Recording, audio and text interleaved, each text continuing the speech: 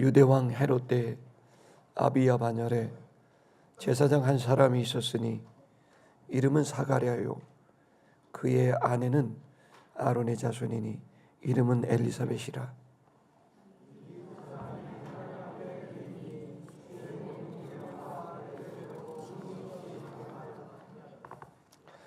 같이 읽겠습니다. 엘리사벳이 잉태를 못하므로 그들에게 자식이 없고 두 사람의 나이가 많더라. 아멘. 우리 옆에 분 보면서 축복하겠습니다. 힘내십시오. 주님이 함께 하십니다. 네.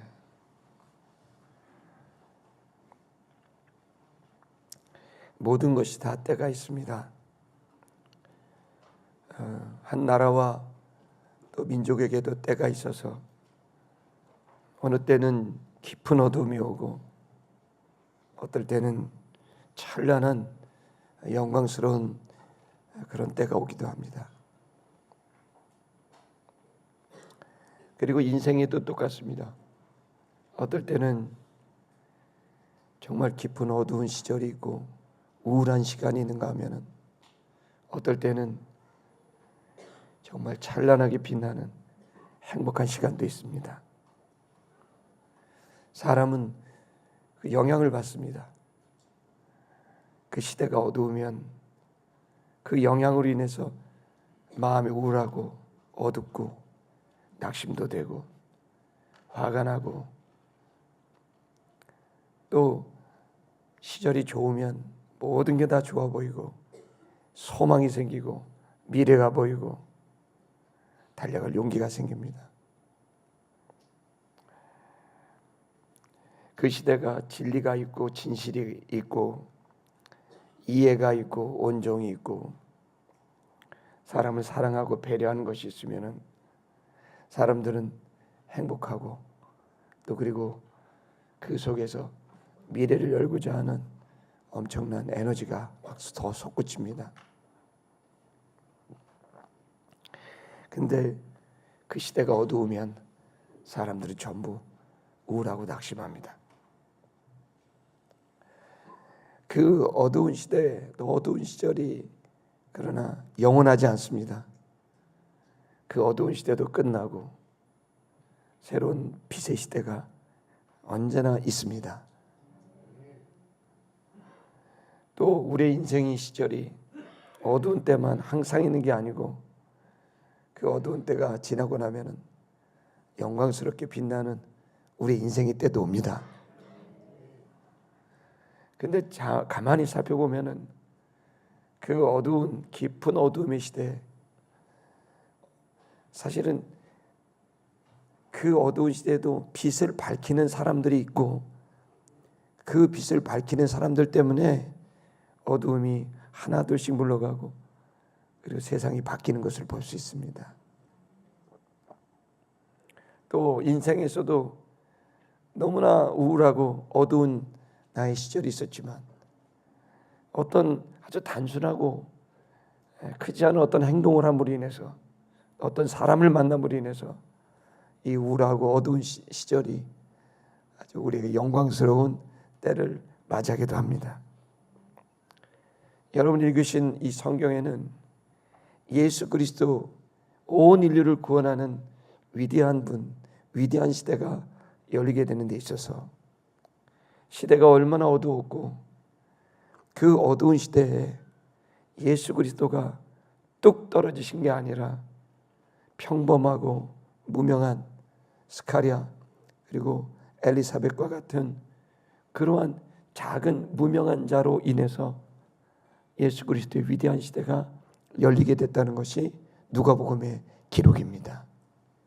이 자리에 함께한 우리 모두는 예수님처럼 대단하지 않습니다. 바울처럼 위대하지도 못합니다. 그러나 여기 나와 있는 스가랴나 그리고 엘리사벳과 같이 우리는 작은 자지만 우리를 통해서도 여러분 우리 가정에 새로운 시간이 열리고 또 우리의 일터에 새로운 시간이 열리고 누가 알겠습니까?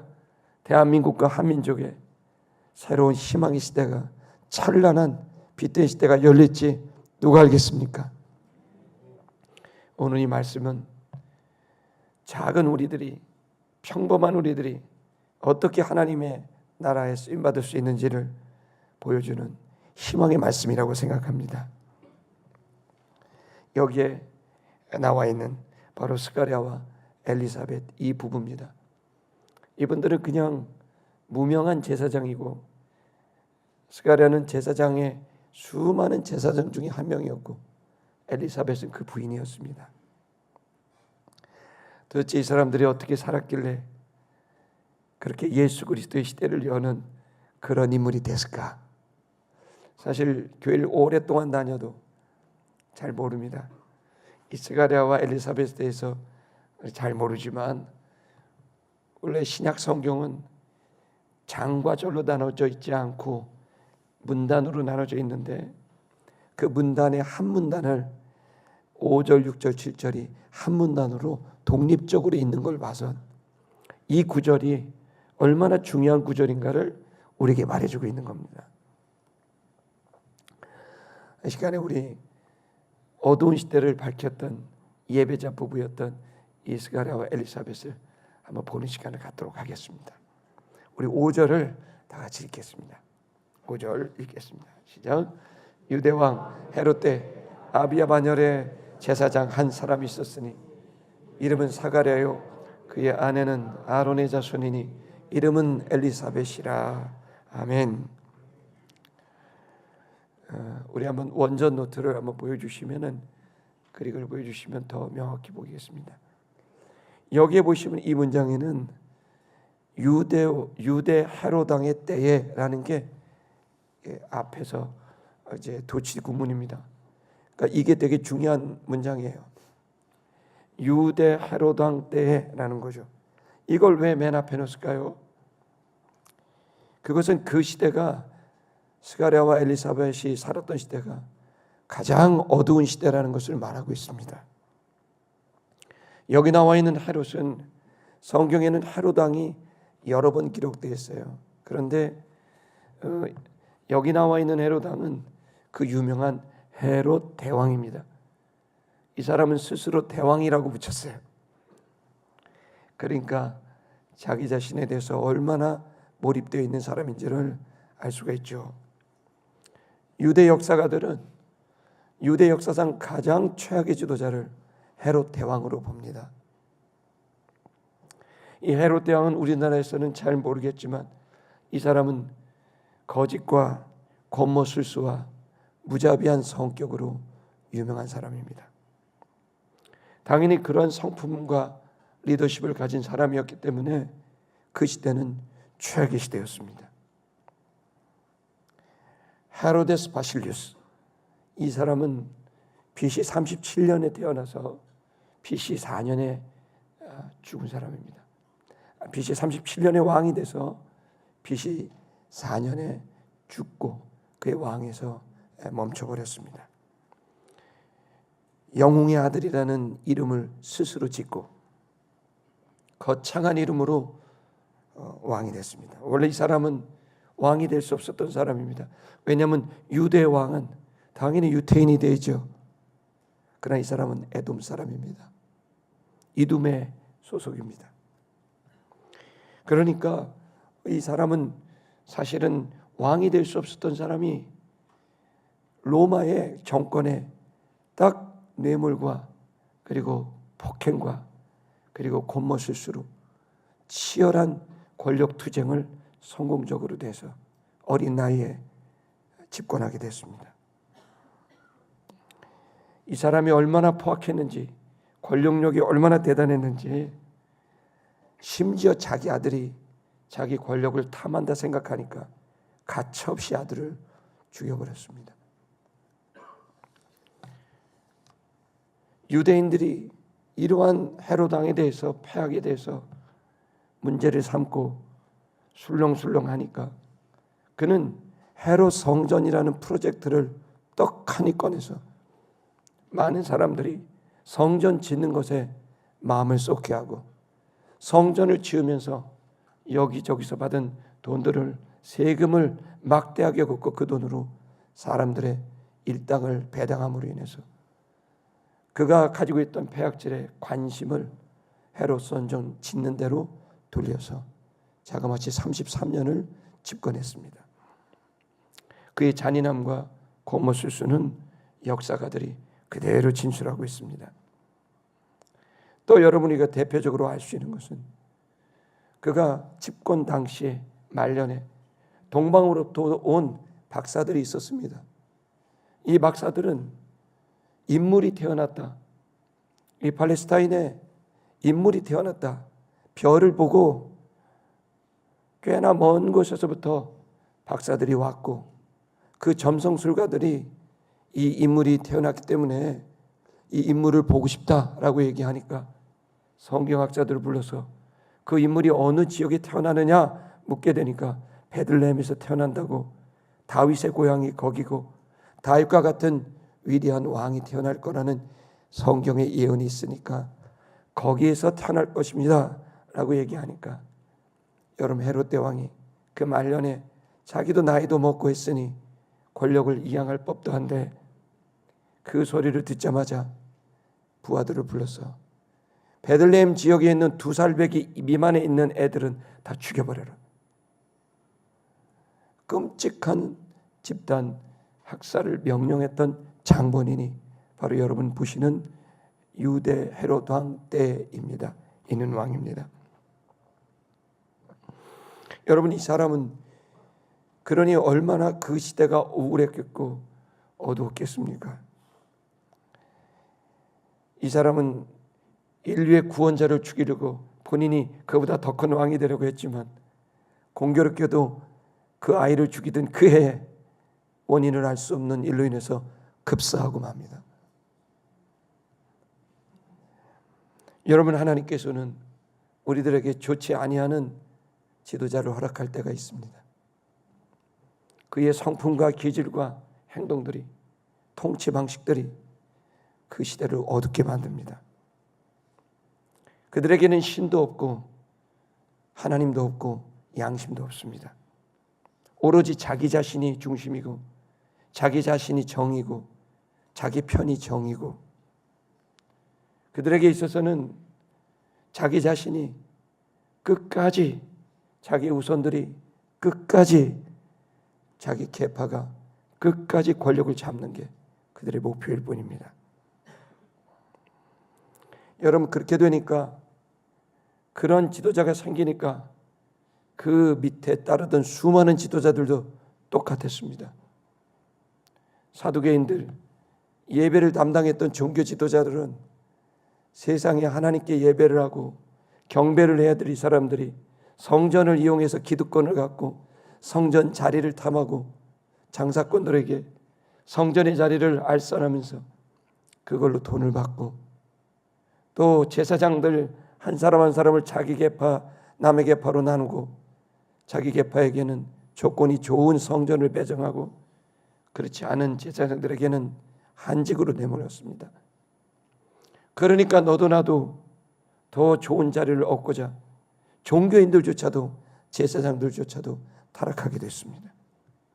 바리새인들도 마찬가지라 율법을 가리키는 학사로서 온 이스라엘을 하나님의 계명과 규례를 가리키고 정의와 공의를 가리켜야 될 바리새인들조차도 그들은 권력 투쟁을 하게 됐고, 그것으로 인해서 사두개인, 바리새인, 수많은 지도자들은 타락하게 됐습니다.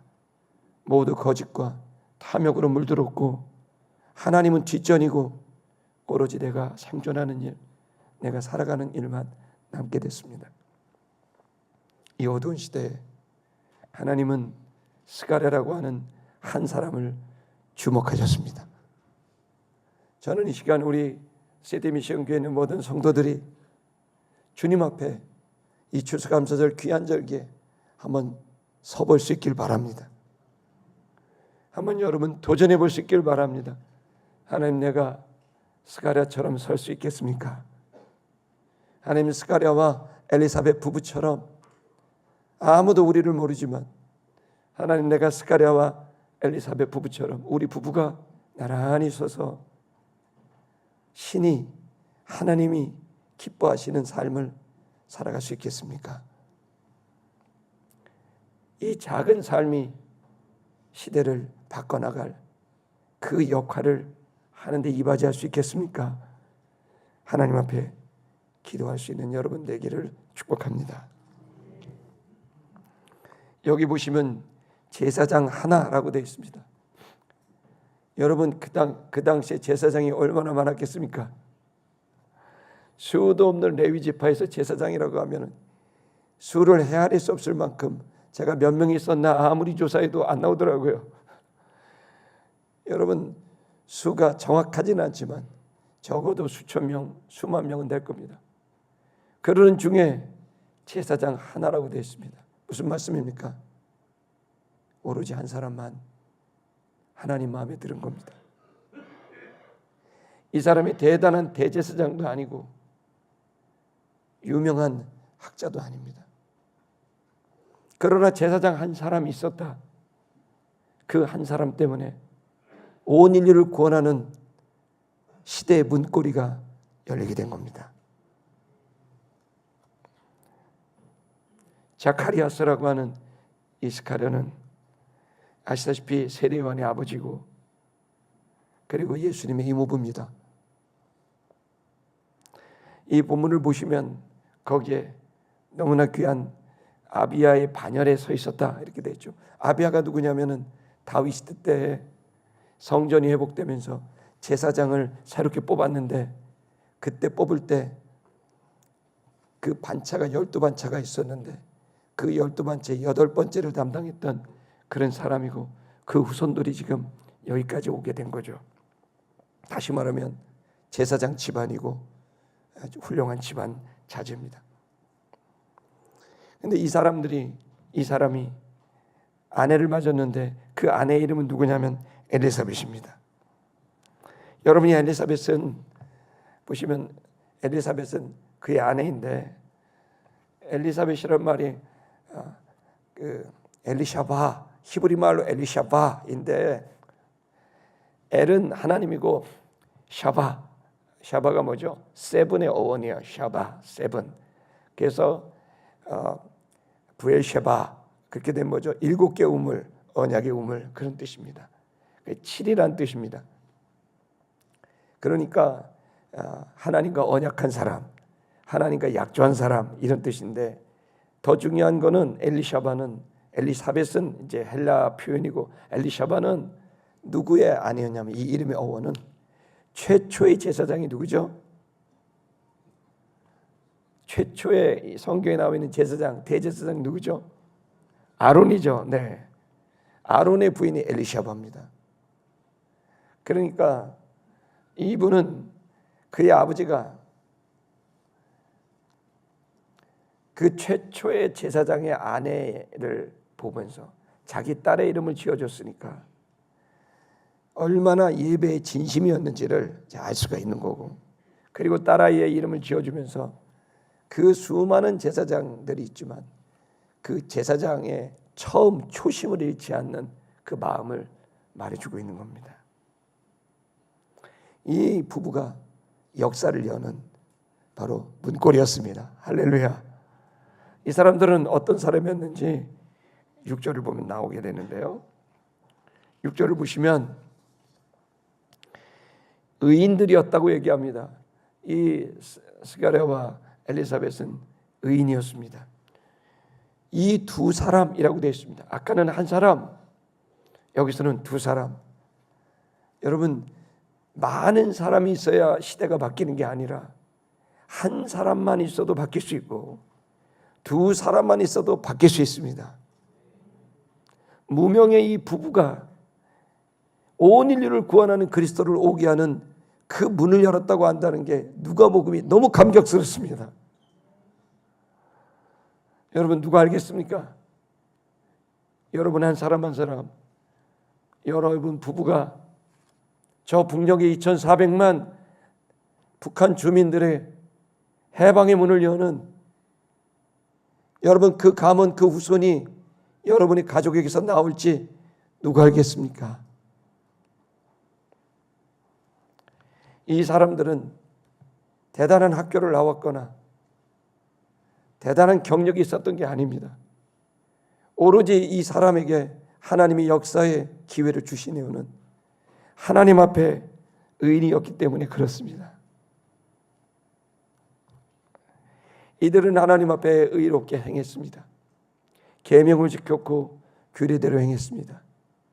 흠이 없는 그런 삶을 살려고 몸부림쳤던 무명의 이 부부, 하나님은 이 부부를 통해 역사하신 줄 믿습니다. 이 엘리사벳도 얼마나 대단한지, 이스카랴도 얼마나 대단한지, 그래서 주의 뜻대로만 행하려고 그래갖고 이스카랴가 제사장이 되면은 순서를 둬서 대성전에 들어가 일주일 동안 거기 가서 야근을 하면서 머뭅니다. 그러면은 일주일 동안 들어가면 팀이 들어가서 성전을 전부 청소하고 거기에 등불이 있는데 등불을 밝힐 기름을 다시 채워놓고 또 이스라엘을 상징하는 이 여러 가지 떡이나 또 아니면 소재로 드리는 식물들을 다시 채워놓고 그래서 일주일 동안 들어가서 야근을 하면서 거기에서 머무르면서 가장 중요한 하나님 앞에 이스라엘 백성을 놓고 중보기도 하면서 자기 순서를 다하는 겁니다. 그 순서가 돼가지고 스가랴가 이제 자기 순서가 되니까 성전에 들어갔습니다. 근데 성전에 들어갔는데 거기서 어떻게 됐어요? 거기서 하나님의 사자 가브리엘을 만납니다. 가브리엘을 만났는데 가브리엘이 그에게 얘기를 하는 겁니다. 제가 그 얘기는 다음 주 설교이기 때문에 깊이 안 하겠습니다. 다음 주에 할 게 없기 때문에 거기서 요 구절만 살짝 보여드릴게요. 가브리엘이 뭐라고 말해요? 많은 말을 했습니다. 그건 여러분 다음 주에 보겠습니다. 그 중에 무슨 말을 했냐면 너의 간구함이 들린지라 너의 간구함이 네 아내 엘리사벳이 네게 아이를 낳아주리니 그 이름을 요한이라고 해라 라고 하는 음성을 들어요. 간구함이 들린지라. 여러분의 스가랴는 기도했어요. 뭘 놓고 기도했다고 되어 있는 거죠? 폭풍 같은 리액션 부탁드립니다. 아들을 낳겠다는 거죠. 아들을. 그러면 이 성경 그냥 읽는 사람들은 스가랴가 아들이 없으니까 박복하니까 타박하는 마음으로 하나님 나도 다른 사람 다 아들 있는데 나한테도 아들 하나 줘야 될 거 아닙니까? 그렇게 갖고 기도한 거냐? 그게 아닙니다.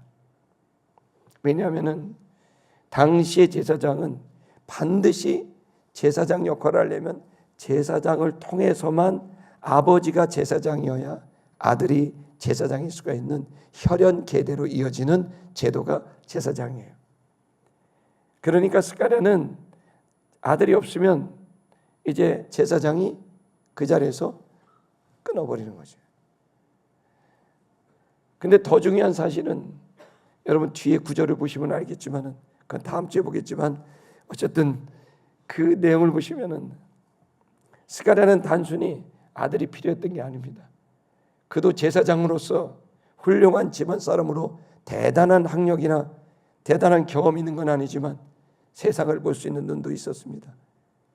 제사장 스가랴가 보는 세상은 하나님 앞에 똑바로 서고 흠이 없이 흠결이 없는 삶을 살고자 했던 이 스가랴의 눈에는 온 세상이 죄로움을 들었습니다.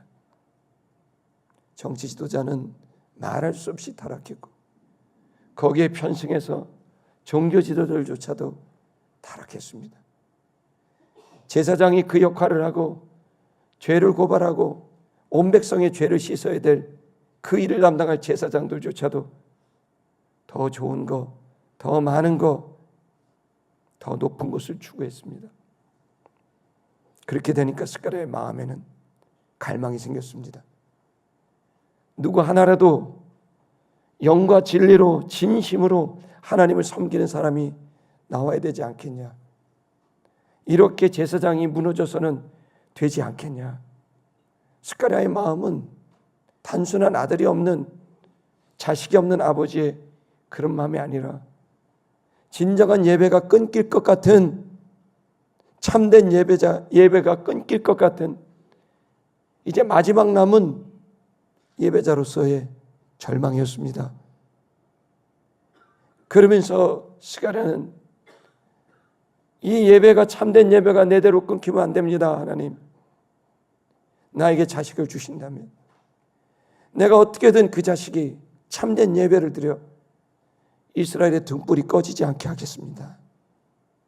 그런 절박한 마음에서 스가랴가 기도했던 겁니다. 비슷한 예가 구약의 한나에게 있습니다. 여러분, 한나는 성전에 와서 간절히 아들을 위해서 나에게 아들을 달라고 기도했습니다.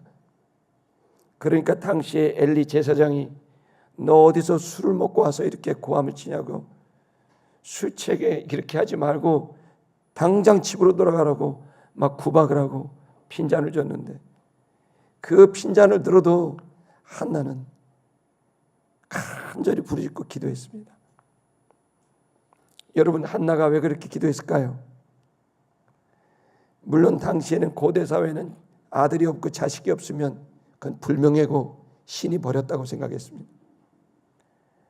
여러분, 한나가 그러면은 나도 아들이 없으니까 내가 이렇게 사람들한테 무시당하면 안 되겠다, 그러니까 그래서 아들을 달라고 했을까요? 아닙니다. 한나가 본 세상은 온통 죄로 물들은 겁니다.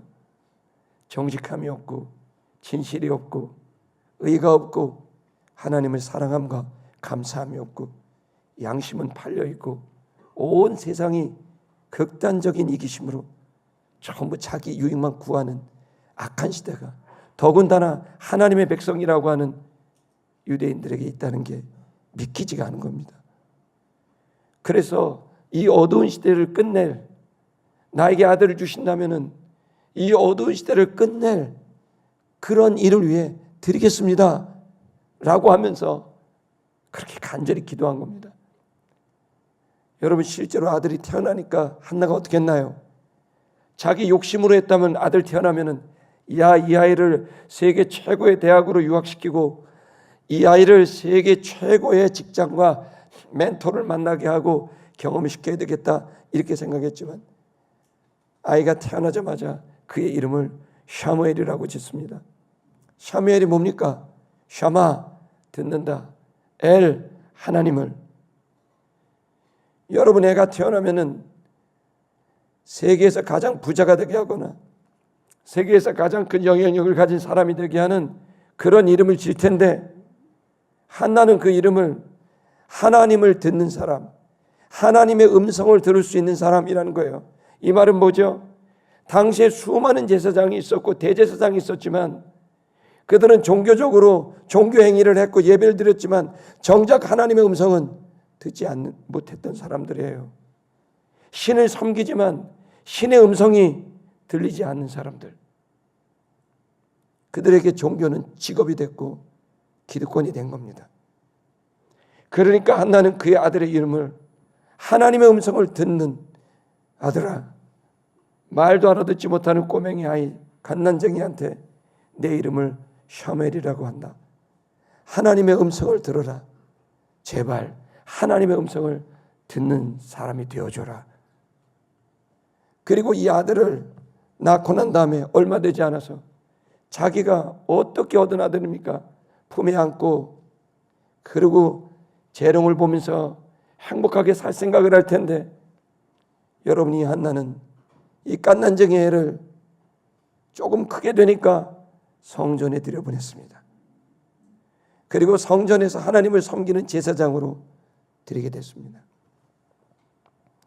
여러분, 오늘날에도 저와 여러분들에게 이러한 거룩한 한나와 같은 엄마가 필요하고 엘리사벳과 같은 엄마가 필요합니다. 우리의 자녀들은 귀하고 귀합니다. 그러나 이 자녀들이 살아갈 세상은 생각보다 어둡고 혼란하고 여러분 죄가 가득합니다. 여러분, 우리 대한민국뿐만이 아닐 겁니다. 전 세계는 이제 진실이 다 사라지고 그리고 겉멋술수를 가진 자가 높아지고 포악한 자들이 힘을 갖는, 권력을 갖고 싶은 자가 갖게 되는 그야말로 정글과 같은 그런 상황입니다. 이 일에 있어서 교회가 자정 능력을 갖고 선지자의 역할을 하고 하나님의 일을 감당해야 되겠는데 우리조차도 부끄럽지만 힘이 없습니다. 오늘 이 시간 여러분, 한국교회 신자된 여러분, 저와 여러분들이 이 어두운 시대에 빛을 밝힐 수 있는, 여명을 오게 할 수 있는, 새벽을 깨울 수 있는, 사나를 오게 하는 저와 여러분의 삶이 되기를 주님 앞에 결단할 수 있기를 축복합니다. 스가랴뿐만 아니라 엘리사벳도 여러분 본인이 임신을 하고 난 것을 알게 됐을 때 이 아이가 임신된 사실인데, 그런데 여러분 밝히지도 않고 가만히 있습니다. 가만히 있으니까 어떻게 되죠? 5개월 만에, 임신 5개월이 됐는데 마리아가 신방을 옵니다. 언니, 그러고 신방을 온 겁니다. 찾아와서 언니 어떻게 지내? 두문불출해. 여러분 그때 너무 놀랍게도 엘리사벳은 자기 태중에 있는 태아가 뛰노는 걸 느꼈습니다. 막 애가 뛰노는 겁니다. 그걸 성경을 뭐라고 말하냐면 춤을 췄다고 말합니다. 왜 그랬을까요?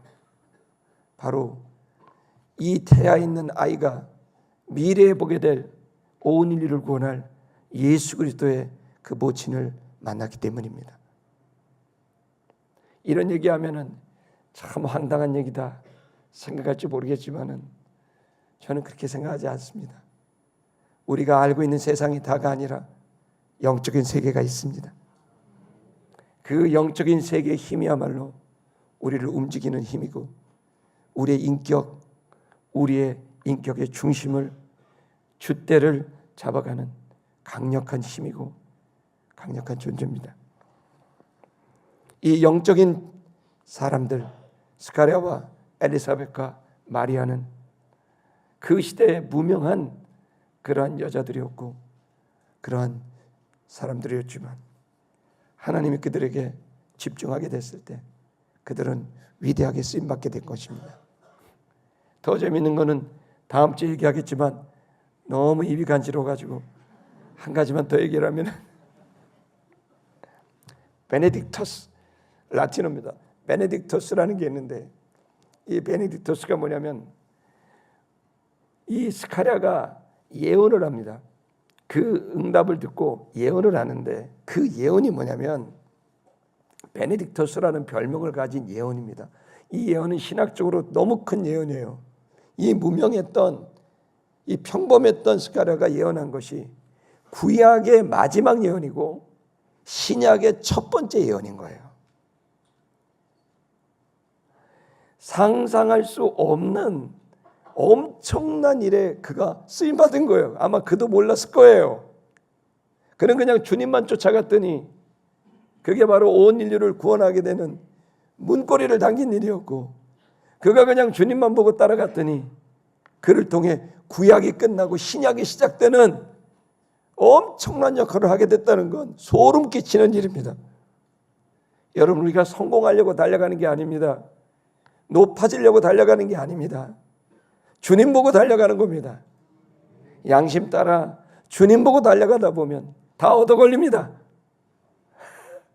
주님 보고 달려가다 보면 어느샌가 하나님이 좋은 기회도 주시고 좋은 사람도 만나게 하시고 영광스러운 때가 열리게 되는 겁니다.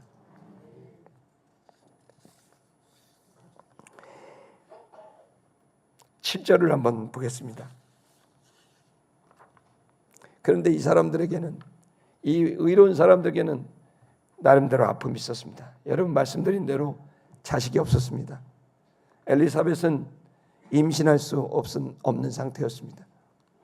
이 본문은 정확하게 직설법으로 말하고 있으며 엘리사벳은 수태할 수 없는 몸이었다고 얘기합니다.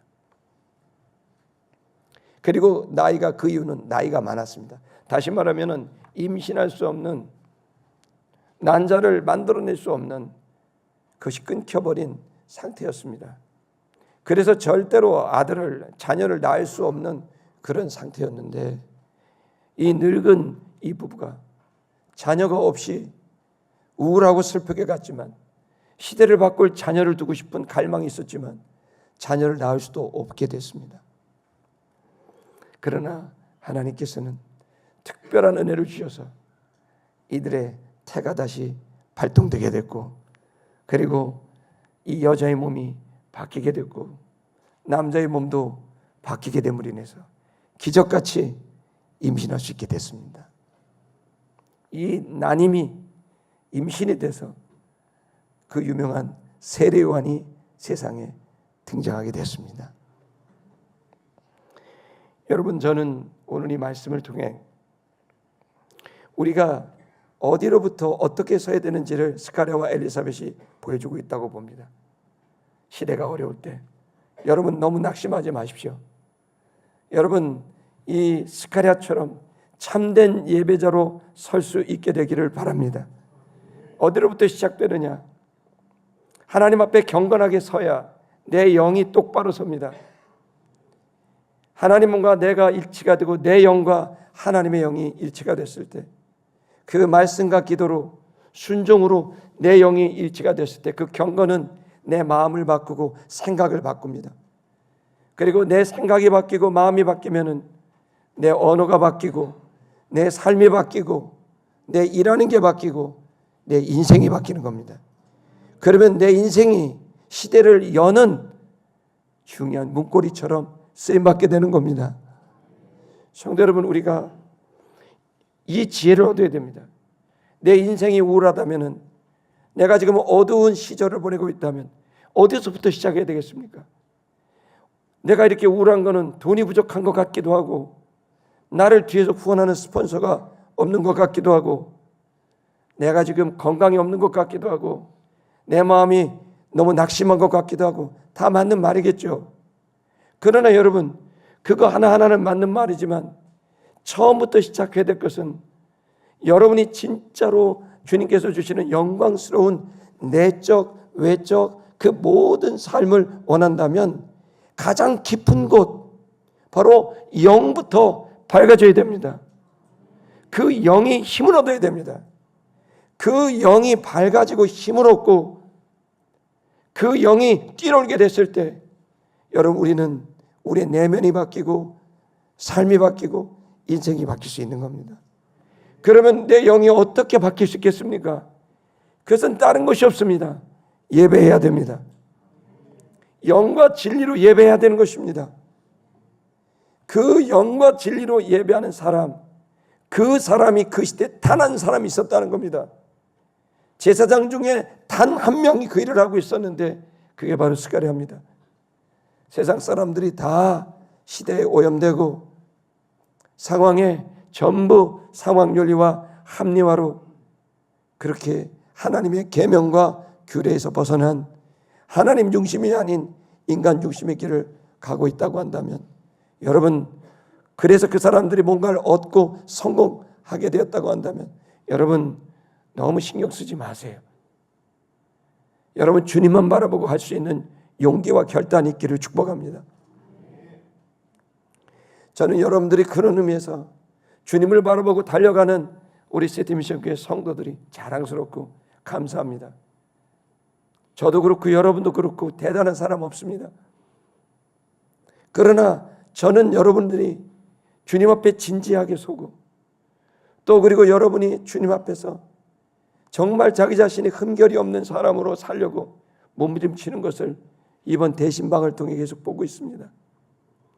여러분의 일터를 방문하고 여러분의 학교와 가정을 방문하면서 여러분들이 얼마나 치열하게 그 어려운 상황 속에서 신앙을 지켜나가려고 했는지, 오히려 신방을 하다가 은혜를 끼치러 가다가 은혜를 받고 있습니다.